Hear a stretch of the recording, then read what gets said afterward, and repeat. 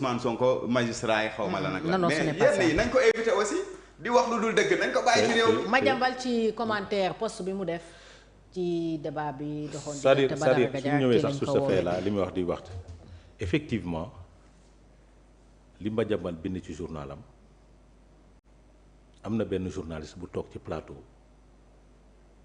di dédouaner le premier ministre ne il n'a pas été initiateur. demandeur de cette rencontre. Mais il a validé la proposition de son conseiller juridique.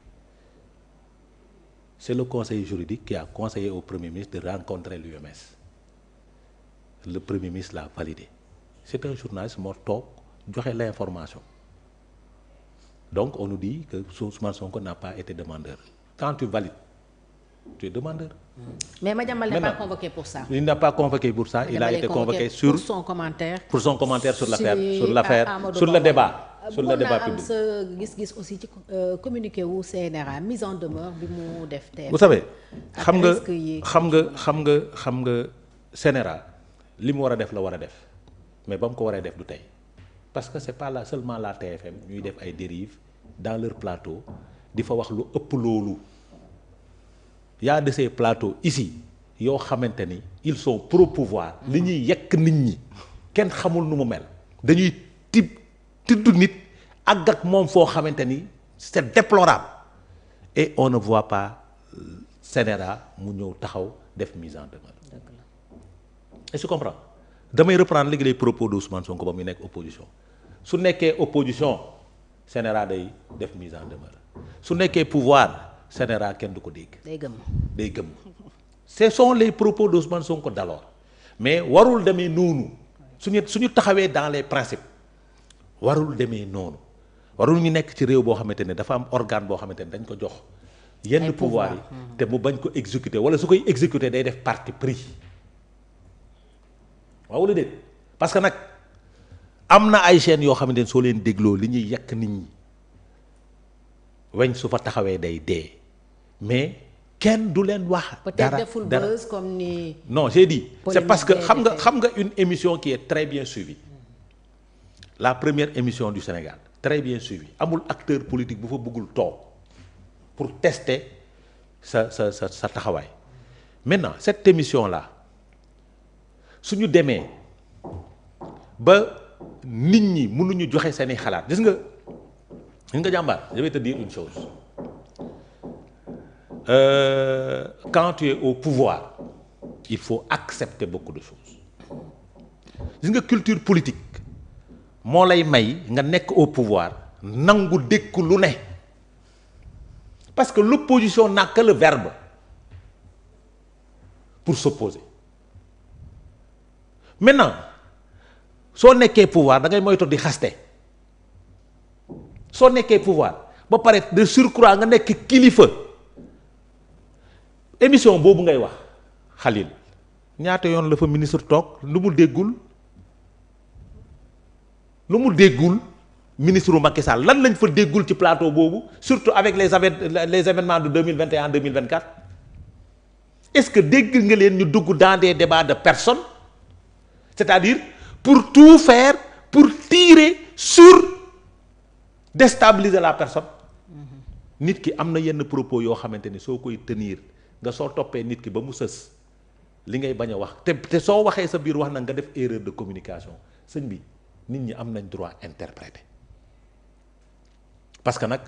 une décision de justice soo koy interpréter da nga koy interpréter ci taxawaay ci vrai mais doo ko interpréter en donnant des informations maintenant soo interpréter joxe ay informations nit ki communication la dégg-dégg la l'affaire concernait 2 personnes 2 citoyens Ousmane Sonko et Adji Sarr. Et ki fa toogoon son leader c'était Ousmane Sonko c'était lui qui boo xamante ne affaire moom la concerné c'est lui qui a dit que kii client la terme boobu lu may récuser la man Adama Fall lu may récuser la wala kii prostituée la lu may récuser la d'accorduma mu tenir ko d'accorduma Amadou Ba taxaw même su nekkee Badara Gadiaga dafa fauté nangam sangam d'accorduma taxaw mu ne ko da ngaa falsifier sa BFM d'accorduma xam nga lu may le débat devait être moom en tant que premier vice-président de l'Assemblée nationale il devait élever le débat. Quand on est au pouvoir on élève le débat on doit pas être dans le débat de personne parce que dañ leen a yónni da nga toog ci plateau pour wane yow li ngeen def ci laps de temps bi par rapport aux libertés. Le débat devait être su nekkoon à Badara Gadiaga dafa nekkoon dans des positions d'attaque de son leader le débat devait être oui Badara li ngay wax d'accord naa moo fi waxoon lii mooy wax mais ñun quand on est venu on a fait les assises de la justice voici les recommandations tu es au cœur du pouvoir tu dois avoir les informations réforme yii la ñuy def sur la justice yii la ñu proposé lii la ñu proposé lii la ñu proposé di nga wax ak moom ba émission bi jeex doo ko tudd mais quand tu cherches à déstabiliser la personne tu fais des erreurs de communication suñu toogee fii maag yow ngay débat ñëw ci aspect technique ma naan la non sa lakos bi dafa ñaaw parce que loolu moo bon dans le débat public quand on est au pouvoir on doit donner les bonnes informations dans les débats la seule différence entre ñun ba ñuy nekk pouvoir ak yéen suñu toogaan ci plateau bi waa ji suy wax Macky Sall combien de fois on a cité Macky Sall dans les plateaux télé combien de fois dañ koy muñ la différence entre ce pouvoir là et le pouvoir ils sont pas résilients du ñu accepter yenn yi ils sont pas résilients je ne parle pas de toi waaw ils sont allergiques aux critiques ba tax na xam nga allergie xam nga non defal nag non bàyyi ma terminer non bàyyi non j'ai dit non j'ai dit xam nga non déglul baax li mu la tu n'as jamais vu dans les réseaux sociaux un acharnement sur une personne qui a fait un commentaire pour dire que dañ ko war a tëj. bari na fi maintenant xam nga loolu yëpp waa déglul xam nga loolu yëpp c'est ça que les gens avaient ont combattu. C'est ça. Les gens ont dit il faut mettre un terme à ça lii nii nañ ko dakkal ci réew mi mais est-ce que dakk na on a vu un comportement de revanchard. C'est-à-dire fii la ñu gisee nit bu yéene nit mu dugg kaso dañ ma tëj kaso ay nit di jubilé est-ce que tu comprends mooy attitude de revanche bi attitude de Badara Gadiaga chaque samedi chaque vendredi il fait le buzz dama koy ñëw toog ci télé bi descendre ko yaa ngi def erreur quand tu es un homme de pouvoir tu dois édifier la population sénégalaise par rapport à beaucoup de choses yoo xamante ne sénégalais yi xamuñu ko te nga xam ko yow c'est-à-dire man su ma toogee ak fii Khalil may débattre ak moom xam nga lu ma soxla mu wax ma fan la réforme yi toll lan la ñu def ci réforme yi fan la ñu def sur le réforme fan la réforme yi de la justice toll yan article la ñu war a modifier lan la ñu war a defar loolu laa soxla ci Khalil loolu laa soxla ci quelqu'un qui est au pouvoir lan laa soxla ci Khalil quelles sont les réformes sur le code minier quelles sont les réformes lañ lañuy def fan la mbir yi toll c'est-à-dire voici les informations yi ngeen war a jox askanu Sénégal au lieu d'être dans ça. foofu la ñu war a communiquer. foofu ngeen war a communiquer au lieu d'axer votre communication sur ça vous axez votre communication sur des personnes da ngeen di def fausse route te loo ci gis Khalil un renversement de la communication vous perdez la bataille médiatique et quand un pouvoir perd la bataille médiatique il devient faible. Malheureusement te li andi loolu l'inculture politique parce que politique da ngay yaatu dënn accepter les critiques accepter ñuy dóor ci yow parce que le débat politique loolu la l'opposition n'a qu'une seule arme c'est sa parole le pouvoir arme bi mu yor ce sont les actes jàmbaar yaa ngi toog fii di xataraayu rek mais c'est pas ça taxawal ma expliquer la Badara yaa ngi toog fii di wax rek oui bàyyil Ousmane bàyyil chaque jour nga nekk ci Ousmane maintenant je vais t'expliquer oui Ousmane a tiré sur la justice mais voici les réformes on a dit on va modifier le code pénal on va réformer tel texte on va modifier tel texte voici ce que nous préparons foofu la débat bi toll mais malheureusement vous cherchez à détruire une personne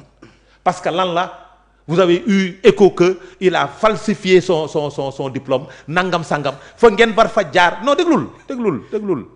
ngeen war fa jaar pour détruire ko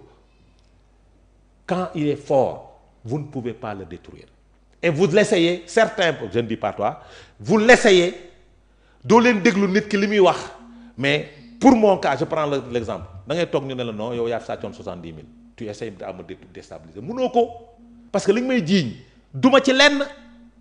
et ça me rend fort donc arrêtez changez votre méthode de communication bés boo leen ko soppee wax askan bi fan ngeen toll ci liggéey bi parce que dañ leen a dénk pour ngeen wax leen fan ngeen toll ci système bi aujourd'hui les attaques du premier ministre da nga ne dafa wax xalaatam un premier ministre warul wax xalaatam un premier ministre warul wax xalaatam un premier ministre n'est plus un citoyen lambda amul xalaat ba muy joxe ci pénc un premier ministre ne doit pas commenter une décision de justice un vice-président de l'Assemblée nationale ne doit pas commenter une décision de justice un premier ministre doit prendre acte de la décision je prends acte maintenant su ma amee lu ma ci naqari ma jooyante en fonction des réformes. ak dem ci li la yoon may. ak dem ci li ma yoon may mais waroo ko commenter bay attaquer à la justice ba naan j'ai dit certain juste là c'est pas normal moo tax il faut que vous acceptez il faut qu'ils acceptent qu'on les forme parce que la communication politique dañuy waxtaan la communication politique n'est pas la communication institutionnelle tu es d'accord avec moi quand tu es dans une institution et que tu incarnes cette institution là communication bi nga war a def ak bi nga xam ni man moom laa war a def bokkul loolu tax ñu naan un homme d'État ne doit pas être un homme de détail am na loo xamante ne doo ci dugg malgré ta posture tey soo amoon responsabilité je verrai un autre Khalil parce que mbubb la boo sol mbubb boobu nag da nga koy incarner ba da nga war a am tenue war a am retenue maintenant débat politique bi nag je suis d'accord tu sais qui doit élever le débat politique le pouvoir en place oui débattons sur les questions de l'économie économique débattons sur les questions d'éducation débattons sur les questions de la justice débattons mais xam nga lu tax vous ne pouvez pas débattre sur ces questions-là c'est parce que vous n'avez pas posé d'acte fort xam nga nag si looy débat day fekk mu neex xam nga su doon neex si on avait finalisé les réformes sur la justice boobu kenn du leen ëpp làmmiñ parce que vous allez avoir le juge des libertés oui kon su boobaa su ñu amoon juge des libertés comment il s'appelle Bachir Fofana dem kaso oui vous allez l'avoir vous allez réformer beaucoup de textes vous allez encadrer l'article 254 parce que ci réforme yi la bokk jàmbaar ci réforme yi ngeen di def ci la bokk mais malheureusement on perd du temps sur les réformes vous avez une vision sur la justice mais vous peinez à mettre en œuvre cette vision-là pourquoi parce que dafa mel ni xalaat bi nga amoon ci justice ak li ngeen bëgg def bokkul parce que kii day xalaat lii kii xalaat leneen revenez sur terre prenez ce pouvoir-là téye leen pouvoir bi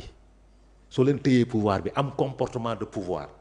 vous n'allez pas être dans ces débats parce que débat yi nag jàmbaar soo leen ko wàccee ñu wàcc ko soo leen wàccee débat bi ñu wàcce ko de parce que soo débat bi wàccee rek arrangé ñu est-ce que vous savez que les débats su débat bi wàccee rek arrangé l'opposition parce que l'opposition n'a que le verbe. Ok Adama alors Khalil est-ce que tey mënuñu ne aussi la justice est utilisée pour museler l'opposition ndax tey bëri na fi ñoo xam ne jàpp nañu leen ñu jàpp ne effectivement